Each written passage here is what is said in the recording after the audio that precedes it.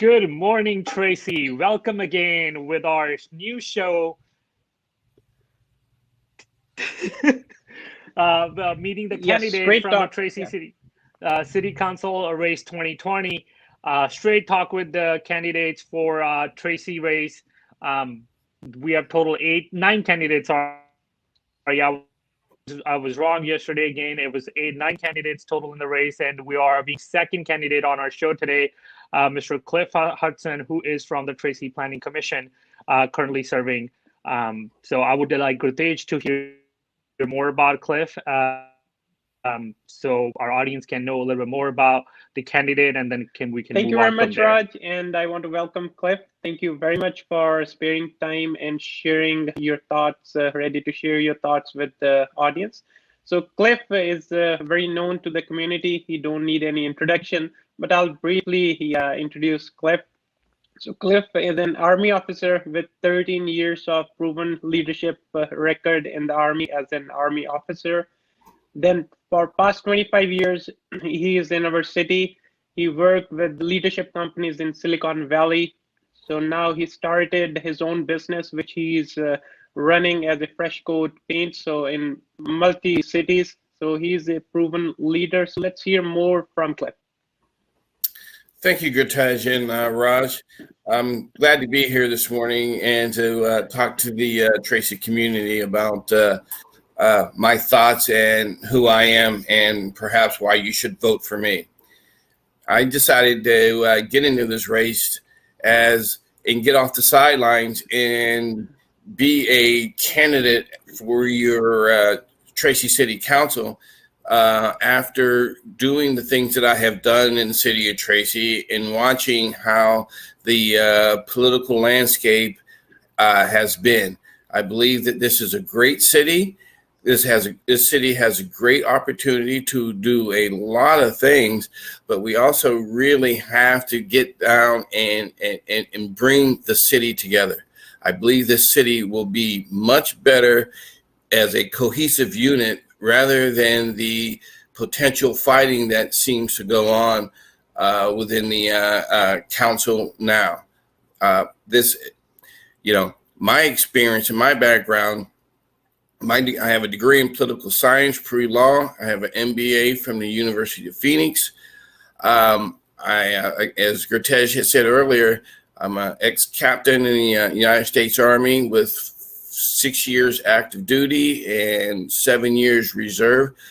I have been on various commissions and boards here in the city of Tracy.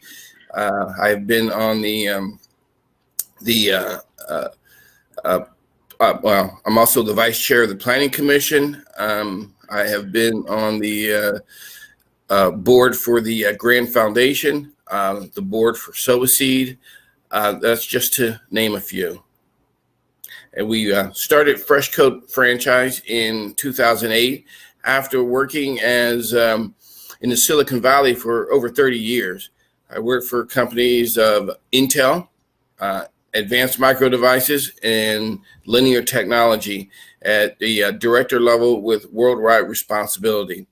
So my leadership ability and my leadership experience that's all I've done in my career. I like to think more big picture than small picture. And I have spent many, many times and many, many hours listening to opposing sides, opposing views, bringing them together for the greater good of whatever the organization is. And as chairman of the board of the Chamber of Commerce, that when you have 19 people, which are business owners, all with leadership skills, all with very strong, perhaps A-type personalities, bringing those people together for the common goal is a challenge, but can be done. And that's what really needs to happen on the city council, because we also need to listen to not only what this council members have to say, but also what the citizens of the community, and we need to lead them there. Thank you very much, Cliff. Thank you very much for sharing your leadership expertise, your experience with the silicon companies, with the Army. that's why I know you as a leader. You are leading the planning commission as a vice chair. So the feedback you provide to the new mentors, or the mentorship you provide, and how you listen to the audience as well as listen to the fellow members, that's always commendable. So that comes from your long expertise that you have. So now so Raj, share please. Yeah. So no, that's wonderful to know about all the credentials that Cliff, that you holding your Army background and serving that. That's a very disciplined lifestyle that you've been through, and on top of that, you work in the very big corporations, leading the leadership role as a director level, and all those skill sets together, I think are the basic fundamentals that any person running for a public office requires, and they should have them. And it seems like you're well versed in all those, and I it's wonderful, right? So now moving into our next step for the conversation, if you will be elected as a Tracy council member, what would be your vision for the Tracy? Like what kind of direction we would be seeing for Tracy that you will be focusing on? Well, there are three things that I see are, ultimately important to the city of Tracy. And the first thing is part of what I talked about earlier is the bringing the council together, providing leadership to direct us to focus on the business at hand. There's a lot of things, there's a lot of issues that are out there that the council members really need to be making sure they're focusing on those issues more so than the, I call them distractions. There are things such as, legacy fields that need to be dealt with. There are things that are, such as the swimming pool that need to be understood. How much is it going to cost? Once we have the cost down as far as what the what it's going to cost, how we're going to maintain it. The citizens need to understand all those financial aspects. We as a council need to understand all those financial aspects before we move forward. As a contractor, I have gone to different cities, and as I've gone to different cities and worked with different general contractors, people find out that I work and I'm here in the city of Tracy. They consistently ask me the question, what's wrong with the politics in the city of Tracy? I want to change that. I want to make sure that when I'm dealing with general contractors, they want to come to the city of Tracy and they want to work with the city of Tracy. I want to make sure businesses understand that they want to come to the city of Tracy. That Tracy is a welcoming community, that even though we may disagree, but we're not going to be disagreeable. And those are two significantly different things. So based on, as I understand it, and I know that Tracy has just passed a code of conduct and code of ethics. I'm going to make sure that we up there on the dioceses are adhering to those codes of conduct and those ethics. And we also make sure that the citizens, when they come into the chambers, they also apply to that. And we continue to move forward. The second thing is I want smart growth. Smart growth is not just a buzzword, but when we talk about things like the TOD that they're talking about and Valley Link, which our current council members have worked really, really hard for, and those are some very impressive long-term goals and projects. Those are the kind of things that when we talk about that we want growth in the city of Tracy, we want jobs in the city of Tracy, we have to get behind those things and realize those are long-term projects. Those projects aren't going to happen and be on board next week, next month, or next year. Those are going to be 3, 4, 5 year down the road projects, and we want to make sure that people and things just aren't chipping away at them at one issue here and one issue there. We got to make sure that we are sitting back, looking at the overall goal, the overall goal of improving Tracy. Those are going to be some of the things that we're going to have when we want our children to come and our children to stay. They need to have opportunities of growth. They need to have opportunities of employment. And those are the type of projects that need to happen. And third is affordable housing. Affordable housing is not a bad word, okay? And we got to get away from, in my mind, not my neighborhood. You know, we don't want this, we don't want that. We need to sit down and get with, you know, city staff and really figure out how we would want to do this. Affordable housing, or the housing industry, or the housing shortage throughout the country. This is not just a Tracy problem. This is an American problem. And home ownership is the American dream. And we need to work on trying to provide that for the city of Tracy and understand what we need to grow. You know, there's a big gap, and it's called the middle housing. And those type of homes are the stepping stone for ultimate home ownership.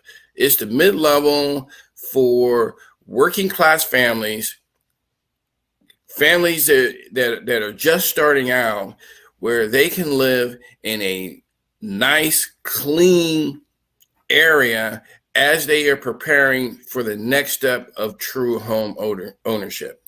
We need to focus on that, and we need to fix that problem. And again, these are not going to be short-term problems. These are long-term problems.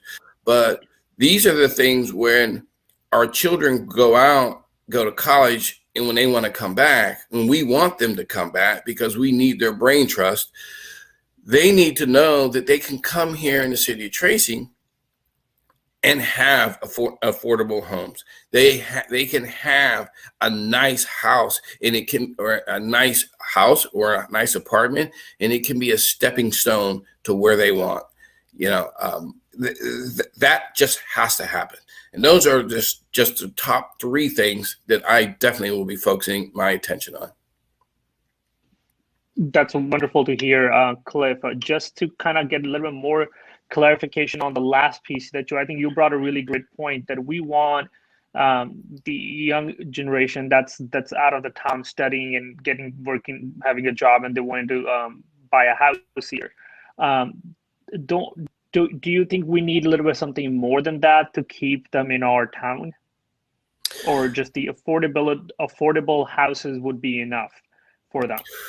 Well, when we're talking about things like the TOD and the TOD in the bow tie area, and it's going to bring homes, it's going to bring jobs, it's going to bring opportunity.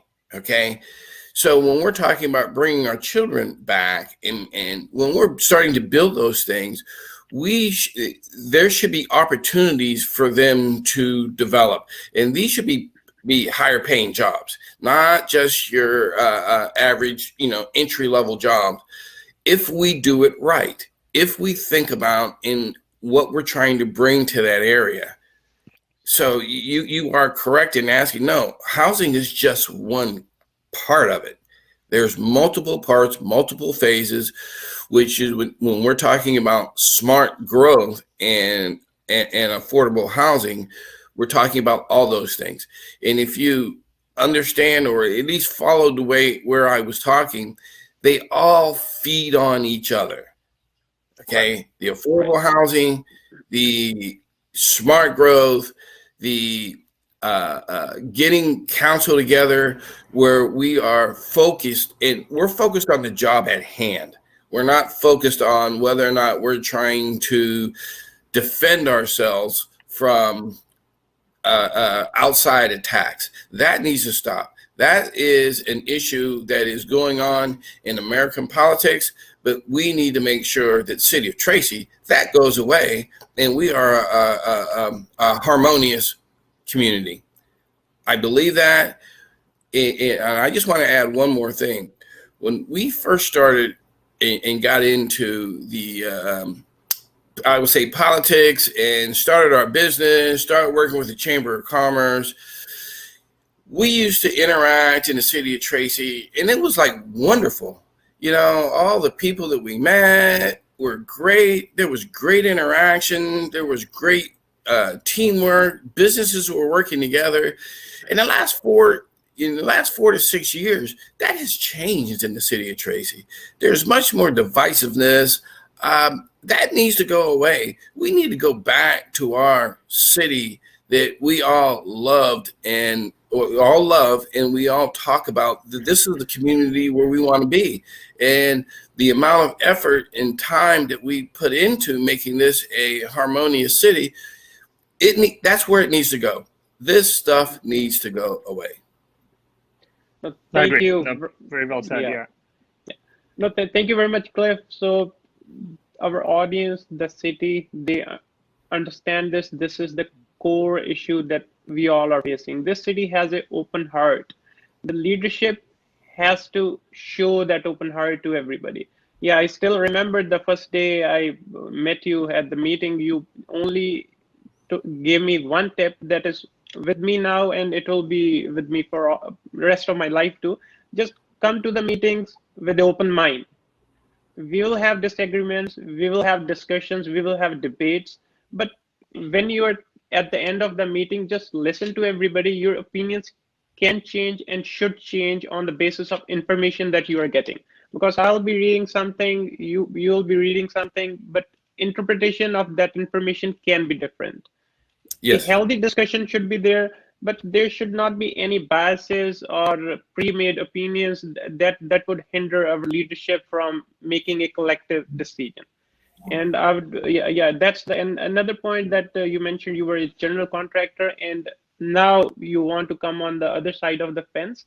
So in my career, so I have seen, if you have seen the issues from the other end, when you come to the other side, the improvements are tremendous. And one can, with their leadership skills, with their positive attitude, they can make tremendous changes.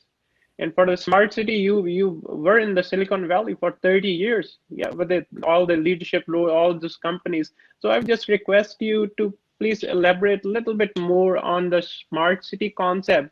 So what that concept would be, how you see this city. Yeah, because this city, I was reading, so in 19th century, it was built on railroads. So it flourished. It is one of the best cities now. Also, when we go to the city hall, we see all those things. They are our building stones for the city. So how your vision, or what your thoughts are, how you will take the city to the smart city? Well, what I mean by the smart city is the TOD, and I'm also piggybacking off of one of the council members that is currently on the council, and that means like a walkable city. Where the TOD is, as they build there, it's in an area where you can bike to transportation hubs, you can walk to transportation hubs, you can walk to all the amenities of downtown. As you mentioned earlier, well, the city was built on railroads, and a lot of American cities were built on driving cars.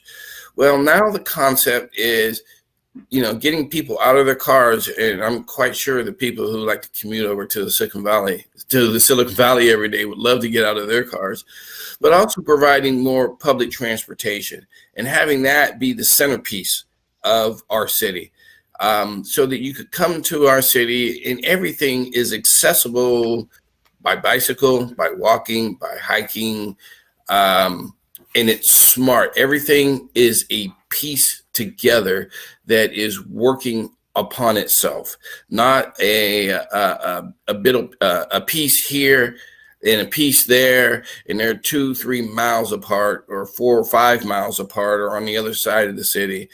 When we're planning the city, we need to look at the borders of the city, where we want to put things, and how we really want it to interact with each other, how it works, how it grows, how citizens can take advantage of all the things in the city with minimal effort and get them out of their cars, so to speak.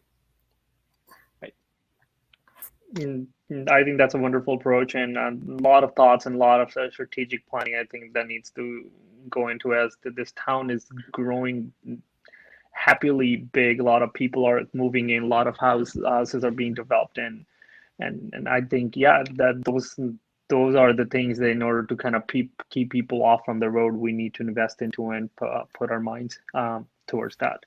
Well, as we continue to move forward, and person put something in my ear yesterday, about the internet and making sure that the internet is functional, because as we have dealt with COVID right now, I'm currently doing 3 projects in San Jose right now, and I commuted from Tracy to San Jose for 19 years.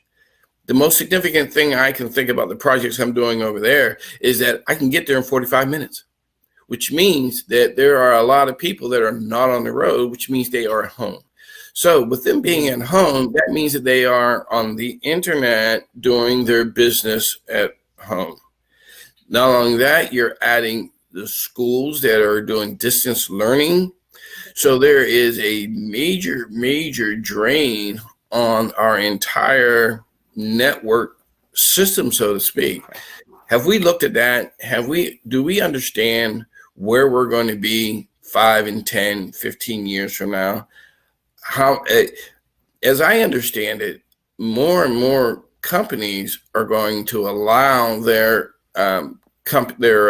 workers to telecommute. And I'm hearing things. I talked to my daughter last week, who lives in Maryland, who works for the Navy, and one of her coworkers is telecommuting. They moved to Texas. So they are telecommuting from Texas to Maryland. Okay. So we have to look at that. Is something that is going to happen. So we have to look and make sure, when we're talking about, we have to make sure the roads are working. Well, the road to work may be on your internet. So we have to make sure that that road is well prepared to handle the traffic moving forward. Yeah, no. Yeah, you said it. You said a very, very great line that maybe the road to your work, it's through internet. I think that is the next thing that we need to look into it, as we're dealing with COVID, and COVID is teaching us a lot of different things, how to live normal, and this is the new normal. Kids are studying from home, remote. Myself, like with age, we both are working remote. We don't have to go in this pandemic in order to keep the spread, prevent from happening that. So 5 years from now, 10 years from now, that is something new going to be happening, where mostly companies would be allowing you to work from home. So have your quality life with your family, instead of you spending 3 hours on the road, an hour and a half going to the work, and an hour coming back from work. And that is something I think should be incorporated into the smart city idea. We're looking at both aspects together. It's going to be the new normal. Yeah. And those are the things that your 2020, 2021 city council members, those are the type of things that they need to be thinking about. Correct. Right. Tracy is sitting on the outskirts of the Silicon Valley. It is the first town over the hill. We need to think about where we're going to be. And when we're really talking about, well, we want jobs, better paying jobs, the question is, what kind of jobs? And the best way to do that is going to make sure that we have the technology here, in the hub of what we're doing in the city of Tracy, to be moving forward.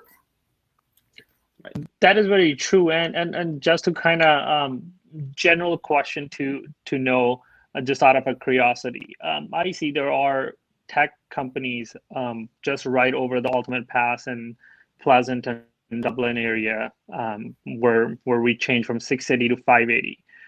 What are the incentives those cities are giving that Tracy can't provide? Maybe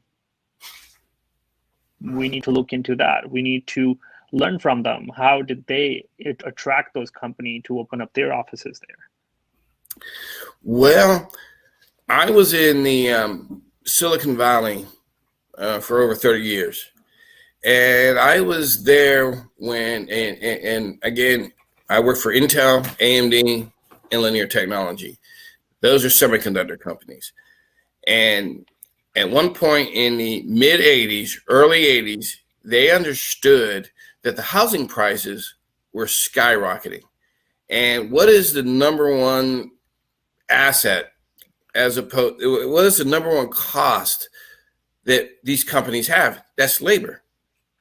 Okay. Right. They wanted to make sure that they could provide their employees a livable wage, plus also a higher quality of life. That's when they began to move to different cities or in different towns, to Austin, Texas, San Antonio, Texas,